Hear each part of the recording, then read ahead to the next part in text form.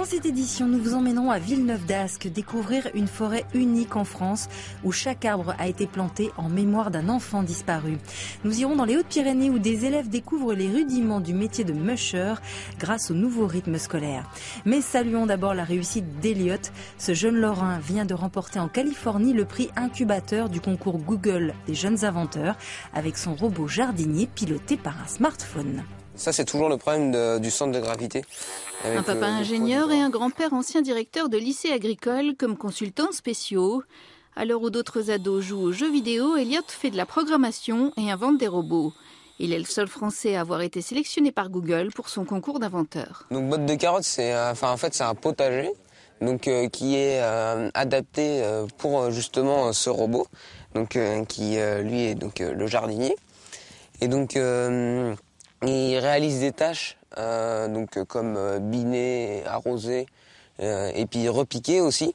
Tout ça sous le contrôle d'un utilisateur qui lui est sur son smartphone en fait. Et il permet aussi des économies d'eau et un accès au jardinage aux personnes handicapées. Oui, alors, au début, c'était aussi des personnes qui jouent sur les smartphones à des jeux de jardinage. Donc là, justement, ce serait des personnes jouent de la même façon sur leur smartphone, mais qu'à la fin, elles aient le résultat de leur jeu. Pour le prototype, un réseau de solidarité s'est créé de son prof de maths jusqu'au laboratoire de recherche de Saint-Gobain à Pont-à-Mousson, qu'il a pris sous son aile.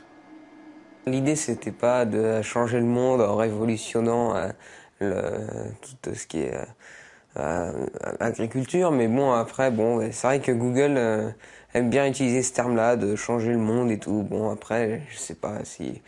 Peut-être que dans quelques années, ce sera utilisé partout, puis que ça remplacera les tracteurs. Acheter un ticket sans avoir à sortir de monnaie. Après Londres, Grenoble est la première ville française à tester le paiement par carte bleue sans contact sur une ligne de bus. L'expérience, baptisée Paybill, est menée sur une des lignes les plus fréquentées du réseau où la clientèle est occasionnelle. Le système doit permettre un gain de temps, y compris pour le conducteur. Au moins, on peut se consacrer plus à la conduite qu'à vendre des tickets, quoi. 25 bus ont été équipés. Si le test, qui va durer 1 an, s'avère concluant, c'est tout le réseau qui sera doté de ce système. Souvent décriés, les nouveaux rythmes scolaires permettent parfois aux enfants de découvrir des activités originales. C'est le cas à Gerde, dans les Hautes-Pyrénées, où les élèves peuvent s'initier à la randonnée avec des chiens de traîneau. Vous vous souvenez comment on dit bonjour, on caresse? La joue. Allez, on y va. Parmi les 35 chiens de sa meute, Élodie de la Pénée en a choisi 8. Des bêtes tranquilles, pas trop fougueuses. Les chiens de traîneau tirent 1,5 fois leur poids. Bref, 2 enfants peuvent s'accrocher à chaque animal. Moi, je suis le chien. Trouvez un moyen de me freiner. Très bien, Enzo. Un pied en avant. Ça, le chien, il est à l'arrêt. Les rudiments de conduite du chien rappelés, les enfants partent pour une petite balade. Avantage de la campagne, des sentiers offrent un parcours à 2 pas de l'école pour cette activité périscolaire originale. C'est un peu dur parce que le chien, il est musclé et c'est dur à le retenir. On aborde d'abord les races de chiens, le métier de musher, le matériel, etc. Les notions de meute, de hiérarchie. Et à partir de la 2e séance, on sort en activité. Donc après, on va changer les itinéraires, changer les endroits techniques, etc. avec un peu plus de dénivelé parce que plus ça va aller, plus ils vont apprendre à gérer leurs chiens. Comme toutes les communes, Gerde dispose d'une aide 50 € par an et par enfant pour le temps périscolaire.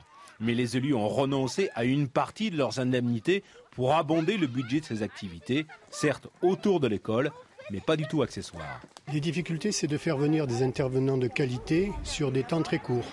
Donc c'est pour ça qu'on a pris l'option de regrouper le temps d'activité périscolaire sur une demi-journée. De façon plus classique, les 70 élèves inscrits s'adonnent au chant, à l'informatique ou au théâtre, mais aussi au travail de la laine, autre spécialité locale découverte par les Bambins.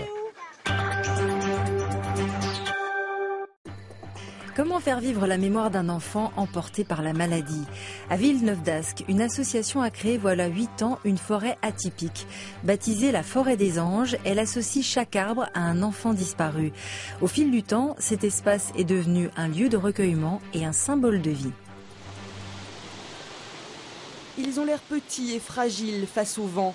Dans la forêt des anges, de jeunes charmes, des chênes, des frênes, des merisiers 6 essences sélectionnées pour leur caractère. Ce n'est pas un cimetière, ce n'est pas un mausolée, mais un lieu de promenade et de souvenirs. D'une année à l'autre, voilà, on a du mal à se repérer parce que c'est la vie, quoi. Donc il y a des animaux, il y a effectivement les arbres.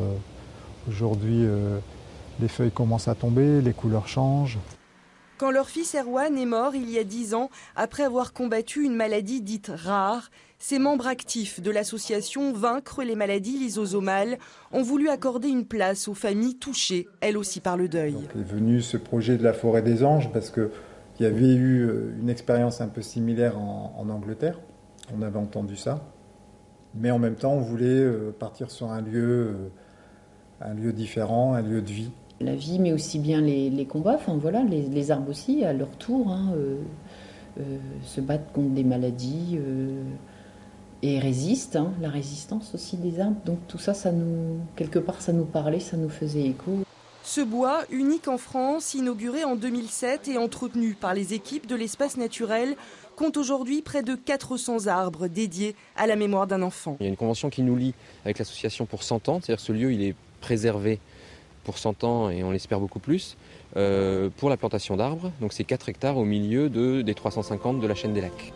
Pour Erwan, Benoît et Nathalie ont choisi l'érable, signe de courage et de sensibilité, une empreinte symbolique à laquelle ils s'accrochent malgré la douleur.